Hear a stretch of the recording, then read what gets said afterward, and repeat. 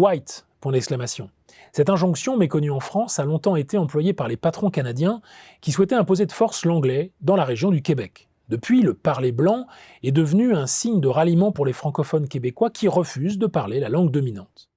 C'est aussi le titre d'un tract publié cette année par Alain Borer chez Gallimard, qui remarque que chaque jour, des milliers de voyageurs étrangers qui atterrissent à Paris s'étonnent de se voir invités à bruncher on top de la tour Montparnasse pour soirée chill, DJ set ou blind test.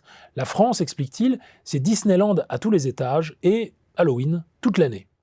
En résumé, pourquoi renoncer au bonheur de parler français? Car telle est bien la question posée ici à tous les francophones qui ont pris l'habitude, dans le cadre des conseils d'administration de quelques grandes sociétés françaises comme Renault ou Air France par exemple, de remplacer leur langue maternelle, devenue, croit-il, une sorte de dialecte par l'usage d'une langue concurrente.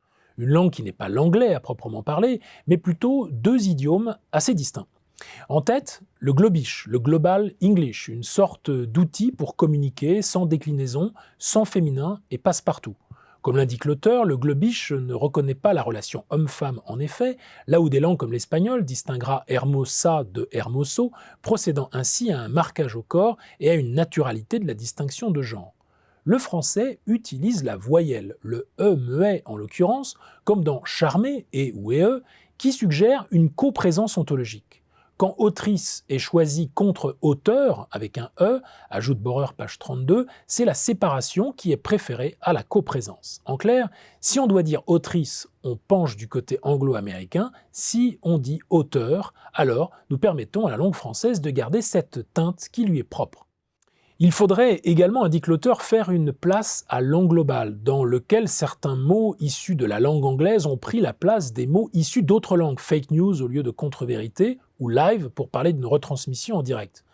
Un anglobal qui se transforme en anglo-lait, comme explique Borer, lorsque des Français autocolonisés imitent l'anglais, comme dans l'expression « silver economy », pour évoquer l'économie des seniors, alors que l'expression « silver economy » n'a en anglais justement aucun sens.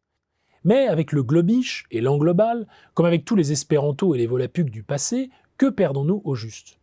Nous perdons en nuances, nous perdons en précision aussi, mais nous nous faisons, plus grave encore, une fausse idée de l'autre. En anglais, en effet, you ou your se disent tu, vous, ton, ta, tes, vos et vôtres.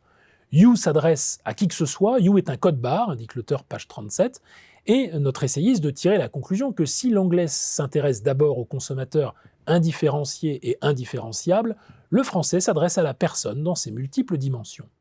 Au fond, si ce texte insiste beaucoup sur la qualité du français, il faudra ajouter que c'est en fait la singularité des langues, de toutes les langues qui importe avant tout, et donc un souci de traduction qui doit sans cesse nous animer, notamment dans le monde des échanges économiques internationaux.